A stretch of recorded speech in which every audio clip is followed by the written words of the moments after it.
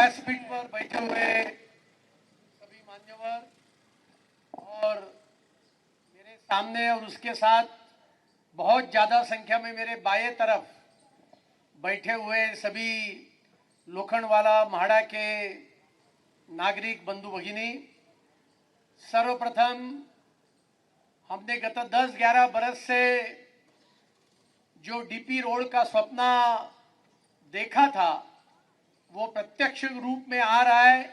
इसके लिए सबसे प्रथम आप सभी को मैं बहुत बहुत बधाई देना चाहता हूं, अभिनंदन भी देना चाहता हूं। मेरे मन में तो 10 बरस का पूरा इतिहास दोहराने की इच्छा है, लेकिन कड़ी धूप में आप सब लोग और मैं स्वयं भी बैठा हूं, तो मैं बैठे बैठे सोच रहा था कि कितना सारा इतिहास, इसके लिए क्या क्या संघर्ष करना पड़ा, क्या क्या पापड़ बेलने पड़े, ये सब मैं तो नहीं बताऊंगा।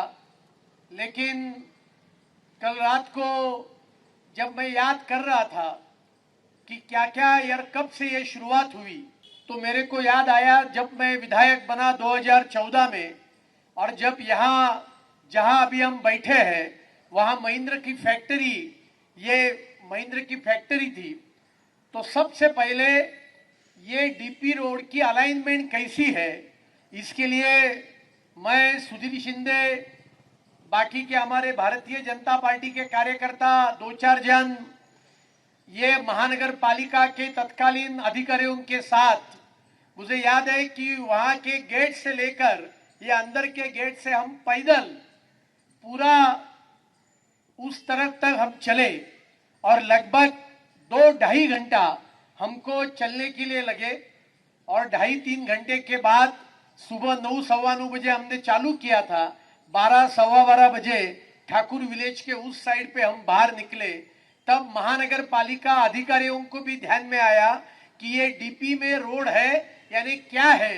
ये पहली जानकारी मुंबई महानगर पालिका के अधिकारियों को भी हमने जब पैदल यात्रा इस डीपी रोड की तब उसको उनको भी ध्यान में आया।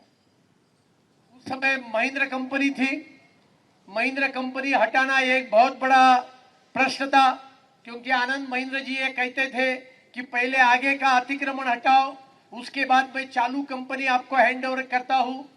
मैंने तत्कालीन और अभी के मुख्यमंत्री माननीय देवेंद्र फडणवीस जी को बीच में डाला।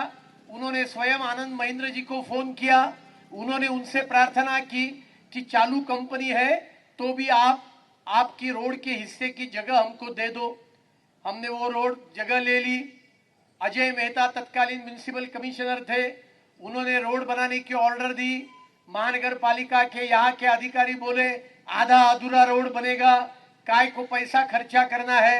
लेकिन मैंने कहा कि प्रेशर टैक्टिस लाने की आवश्यकता है और इसके लिए ये रोड भी बनाने की आवश्यकता है। अजय मेहता जी को मैं धन्यवाद देना चाहता हूं कि उन्होंने इस रोड को तत्काल उसके निर्माण को मान्यता की और 2019 के पहले ये रोड का निर्माण हुआ। उसके बाद जब रोड हुआ तो ध्यान में आया कि यहाँ दीवार है, वो दीवार जब तक टूटती नहीं है तब तक थोडा तो ज्याला वाटचालीचा रस्ता म्हणतो तो रस्ता आपला चालू होऊ शकणार नहीं। मेरे को सुधीर शिंदे ने पूछा कि ये दीवार कैसे तोड़ेंगे, क्योंकि दीवार नहीं तोड़ना ये एक महिंद्रा कंपनी की उस समय लैंड हैंडओवर करने के समय शर्त थी। मैंने बोला अरे भारतीय जनता पार्टी ने बाबरी मस्जिद ढला दी, 370 ढला दी, तो ये दीवार की क्या कथा है। और एक दिन हमने ये दीवार भी ढल देने का काम कर दिया और किसी ने इसका वर्णन किया कि ये तो सर्जिकल स्ट्राइक जैसा हो गया, क्योंकि सर्जिकल स्ट्राइक नहीं करते थे तो ये दीवार हटती नहीं थी। बीच में 2-2.5 बरस अपना सरकार नहीं था, जो वहां के लोग अभी सबको देखो, ये एक बहुत बड़ा विक्रम है कि 310 लोगों को 10 किलोमीटर के रेडियस में मैंने घर देने का काम किसी ने किया होगा तो वो सिर्फ और सिर्फ मैंने किया है। 45 लोगों को यहाँ से 200 मीटर पे दिया, कई लोगों को सुहास मोदी एसआरए में घर दिया, कई लोगों को लोखंडवाला में विस्टा में घर दिया, कई लोगों को हनुमान नगर लोखंडवाला के पेट्रोल में घर दिया और बचे हुए लोगों को भी मैं आश्वस्त करता हूं, उनको भी अगल बगल में घर देने का काम यदि कोई कर सकता है तो वो अतुल भटखड़कर ही करेगा, क्योंकि मेरे मन में कभी भी किसी के खिलाफ भावना नहीं थी। लेकिन जो रोड डीपी में 1967 से था वो डीपी रोड होना चाहिए, क्योंकि मुंबई शहर की सबसे बड़ी समस्या ये यातायात की समस्या है और वो यातायात की समस्या हल करना। और 2014 के मैंने मेरे चुनावी घोषणा पत्र में ये वचन दिया था कि मैं विधायक बनने के बाद ये रोड मैं खुलवा के रहूंगा, और आज वो दिन आया है। उसके बाद दीवार टूट गया, सरकार नहीं थी, मैंने पूरी लैंड महानगर पालिका को हैंड ओवर की, क्योंकि जो यहाँ बसे हुए लोग थे उनको 2000 तक के पात्रता का फायदा मिले, और इसी परिस्थिति में कंटूर्स फाइनलाइज करके वो लैंड हमने महानगर पालिका को हैंड ओवर की। तो लगभग सभी लोग यहाँ बसे हुए ये पात्र हुए, नहीं तो 63 के पहले के लोग ही पात्र हो सकते थे, यानी एक ही आदमी पात्र नहीं हो सकता था। लेकिन ये भी काम मैंने करवा के लिया।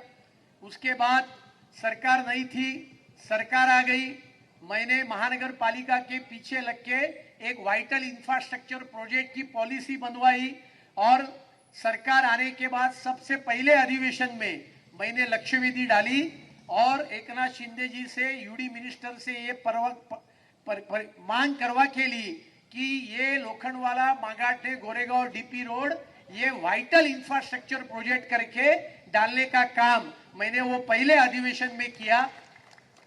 उसके बाद एनेक्सर 2 सर्वे बहुत लोगों ने बहुत विरोध किया, मैं किसी का नाम नहीं लेना चाहता हूं क्योंकि अच्छा दिन है और अभी काम हो गया है, तो इसके लिए मैं किसी का नाम नहीं लेना चाहता हूं। लेकिन उन्होंने विरोध किया होगा, वो स्वाभाविक है, लेकिन सबको घर देने का काम भी हमने किया। उसके बाद वाइटल इंफ्रास्ट्रक्चर प्रोजेक्ट के बाद सभी के लिए घर ढूंढने की मुहिम को हमने प्रारंभ किया, और एआर में कोई घर प्राप्त हुए। 120 पीएपी आकुर्ली रोड पर कांदिवली ईस्ट वेस्ट फ्लाईओवर के पास वहां घर प्राप्त हुए।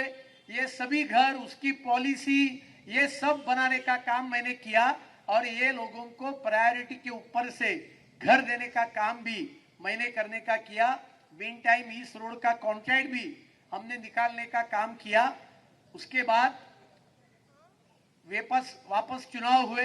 2024 में देवेंद्र जी फिर से एक बार मुख्यमंत्री बने, और वो मुख्यमंत्री होने के बाद सबसे पहला काम मैंने कौन सा किया होगा, तो मुख्यमंत्री वॉर रूम में ये प्रोजेक्ट डाल के लेने का काम मैंने किया।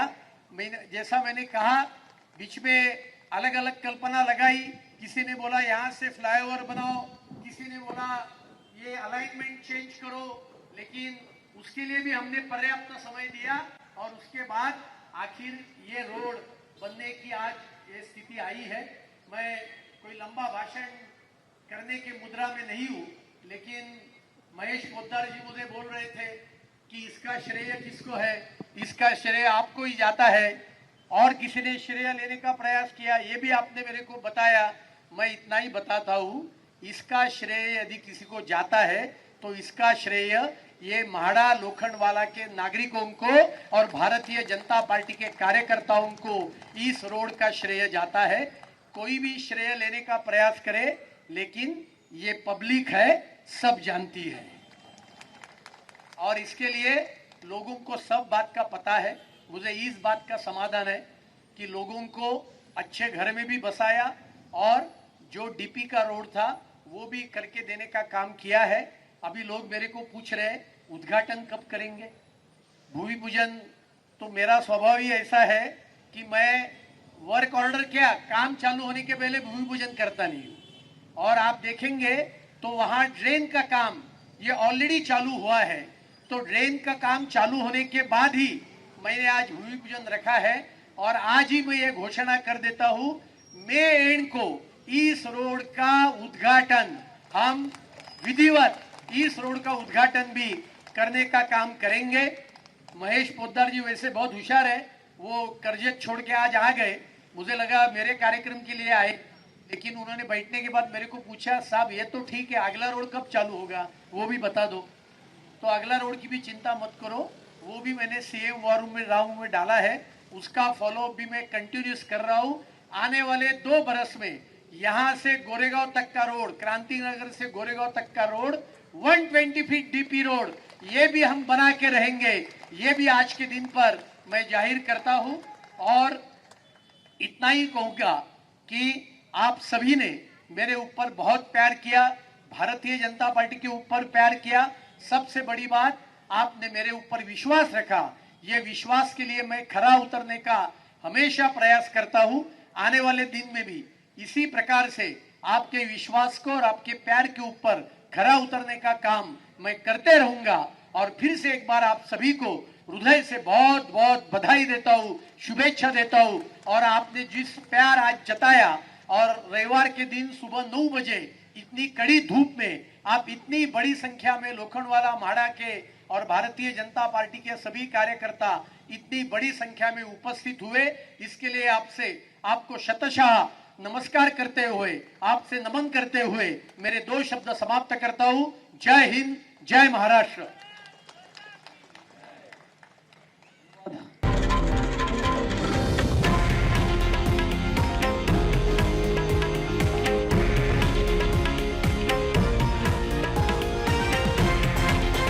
हे आहे देशातील नंबर 1 न्यूज नेटवर्क आणि आपण पाहत आहात TV9 मराठी, एकमेव।